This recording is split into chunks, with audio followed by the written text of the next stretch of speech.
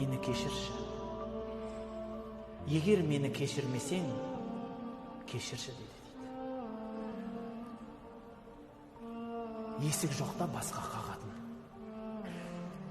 Яғни Раббым менің күнәмді кешір. Себебі осылай кешір деп қағатын басқа есігім жоқ дейді. Бауырлар, басқа есік жоқ. Алланың есігінен басқа. Бұл есікті жаппаңыздар. Пайғамбарымыз айтады, мен күніне 70 мәрте күнәмнің кешірімін сұраймын дейді. Пайғамбар.